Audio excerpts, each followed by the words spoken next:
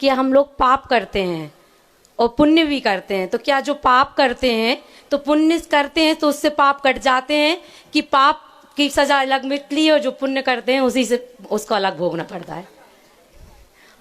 करे हैं बहुत विनोद है जी। तो दूसरा बोलो। दूसरा क्वेश्चन, गुरुजी मैं बचपन से ही हनुमान जी की भक्त हूँ और सुंदरकांड बहुत करती थी। एक बार में 5 सुंदरकांड कर लेती, और अभी भी मैं सुंदरकांड मतलब रात्रि में नियम था कि रात्रि में बिल्कुल पूरा नहा धो के सुंदरकांड करना, लेकिन मैं सुंदरकांड करती हूँ तो गुस्सा बहुत आती है, तो इसलिए मैंने पिछले 6 महीने से सुंदरकांड छोड़े और सिर्फ शनिवार और मंगलवार को कर रही हूँ। बहुत अच्छा प्रश्न है, दोनों प्रश्न बहुत अच्छे। क्या नाम है बहन? जी रमा अग्रवाल, दमोह से। बहुत सुंदर, एक बार ताली बजाओ। दोनों बहुत गंभीर विषय। पहला विषय है कि जो पाप और पुण्य करते हैं तो दोनों का अलग अलग भोगना पड़ता है या दोनों पुण्य के प्रभाव से कम हो जाते हैं। ये बहुत ही गंभीर विषय है।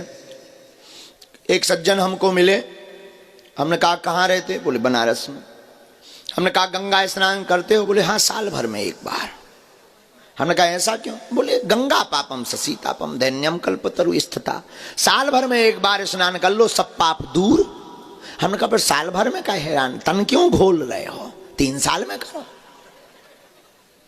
तो जो पाप है, पाप का दंड पाप में ही भोगना पड़ता है और पुण्य का भाग पुण्य के सुख के रूप में भोगना पड़ता है।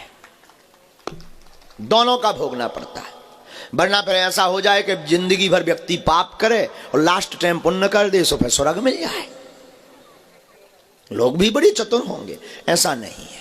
जो बीज बोओगे, भाई चना ज्यादा बोओगे तो चना होगा, और चना है मान लो पाप, मान लो, हालांकि ऐसा है नहीं, चना मानो पाप, गेहूं मानो पुण्य, तो दोनों बोएंगे तो दोनों के पेड़ होंगे। अब इसका मतलब ये नहीं है कि पुण्य गेहूं ज्यादा बो दिए तो चना नहीं उगेगा, भला ही गेहूं के बीच में हो उगे पर उगेगा।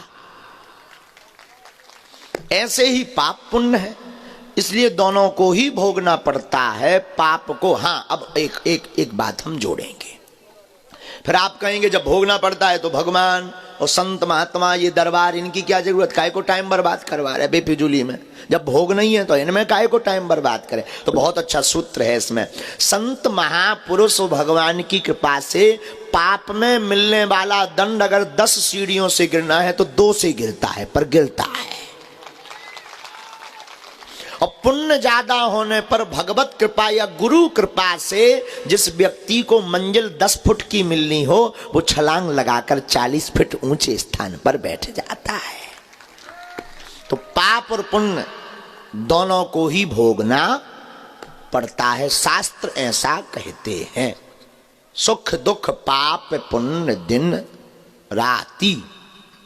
अब दूसरा प्रश्न बड़ा गजब का था, और कई लोगों का रहता कि हम हनुमान जी की पूजा करते हैं तो गुस्सा आती है, लेकिन आपने एक बड़ी ट्विस्ट की बात बोली कि 6 महीना से बंद कर दी, तो अब गुस्सा कम हो गई है? थोड़ी थोड़ी, लेकिन है तो फिर इसका मतलब सुंदरकांड से नहीं है। हनुमान जी को लोगों ने बड़ा उग्र बना रखा कि हनुमान जी बड़े उग्र हैं, गुस्सैल हैं, खतरनाक हैं, और जब से वो लंका में उपद्रव करे आए, जब से और डेंजर सुपर डुपर हीरो की फोटो हो गई। हाँ, ऐसा है ही नहीं। हनुमान जी जैसा सौम्य और सरल कोई नहीं है। लेकिन सुंदरकांड के पाठ से स्वप्न में भी क्रोध नहीं आता, उनका अंश आवे तो सत्य बात पर जरूर क्रोध आता है, लेकिन राम राम जप करने से वो भी कम हो जाता है। आता तो है सत्य बोधता पर, हाँ, कोई झूठ बोले, मिथ्या बोले, बहले, तो इसमें आता है, लेकिन कोई राम नाम का जप करे तो सौम्य हो जाता है। धन्यवाद। यत् संतुष्टः ब्राजो।